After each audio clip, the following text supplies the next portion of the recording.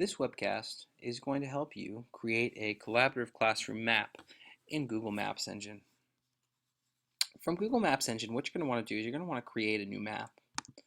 And to get to Google Maps Engine, it's just mapsengine.google.com. When you create a map and it loads, you'll have options to insert place markers. And you can just select it. And if I wanted to put something in Colorado, I would go ahead and select it. I could go in and I could title this whatever I want. You can also add images. You can change the fonts and the styles. But actually, what we're going to do is we're going to use Google Forms, and I'm going to delete that point of interest. We're going to use Google Forms to feed this map and create a collaborative map by importing data. The first thing that you have to do is you have to actually create the form. So in Google Forms, go ahead, and this is going to be Maps. And I'm going to automatically have it collect my respondents' usernames. I'll need their first name. That'll be required. I'll want their last name, and that'll be required. And I've just realized that the first name is not a multiple choice. It should be a text question. And then what we're going to need is we're going to need the city,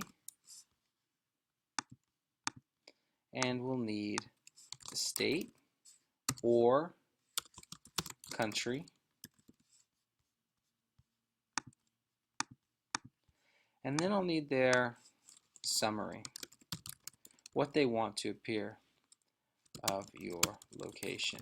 Now you can use this to track adventures in a book on maps. You can track inventions, you can track movements, you can use a lot of different things in your map.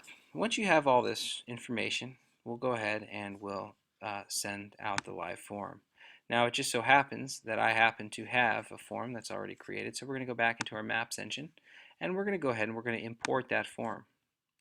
So I want to import this from my Google Drive, and in my drive I'll see right here what I wanted, which was a VHS Maps.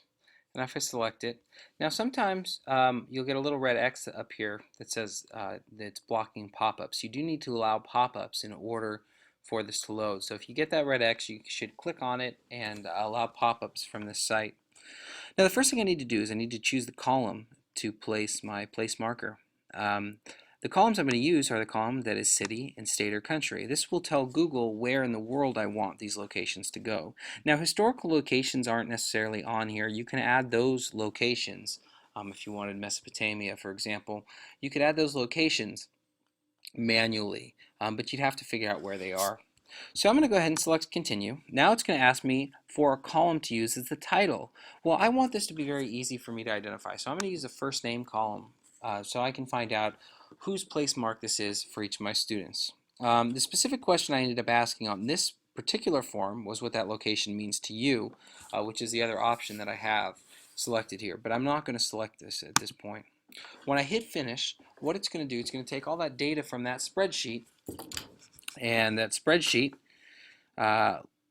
will then tell Google Maps where to put all of our place markers. Now if I go ahead and I highlight over, for example, one of these locations and I click on it, you'll see I'll have the student name, I'll have the city and state, and I'll have what that location means for that individual. Anything that they wrote there will appear here.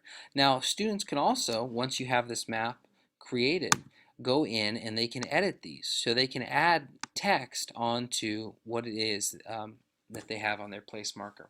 You can also add images. And you can add images by searching Google, or if you have the image URL, you can go ahead and you can paste it in right here. It'll load the preview. That was an image that I pulled off of Google just a few minutes ago.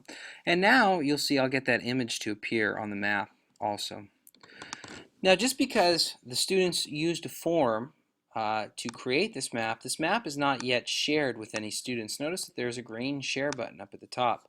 And I'll need to title my map in order to share it. This is going to be a VHS map. I could write a description. A map showing important places to people. And we'll save it. Now that I've saved it, now I can go through and I can actually share this map with the individuals that completed my form. However, if you don't ask for email addresses, then it's going to make things a little bit more difficult. What will eventually happen is it'll pop up just like sharing any other Google document, so you can change the sharing permissions and share with anyone with a link or share on the web.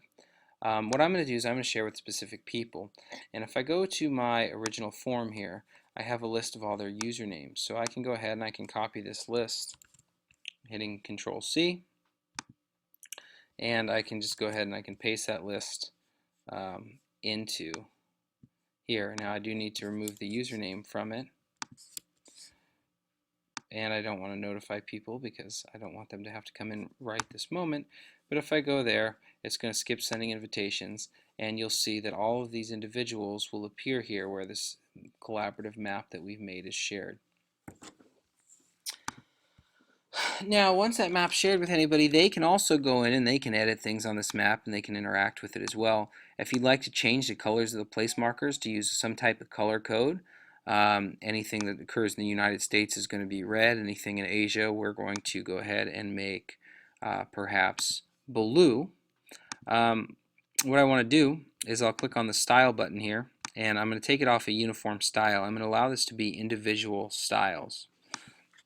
And so now I can select any of these locations, and I can use the paint bucket. I can select the location, use the paint bucket, and I'll paint this one blue because it's in Asia. And we'll go down here. This is also in Asia, so we're going to go ahead and we're going to paint this one blue too. This way you can color code your map so that it makes sense to fit in with what it is that you want. Anyway, Google Maps Engine is a fantastic tool to use in your class. Using Google Forms to feed it is a great way to collect a lot of information from all your students and have it go to exactly where you want it. Good luck, everybody, and have a great day.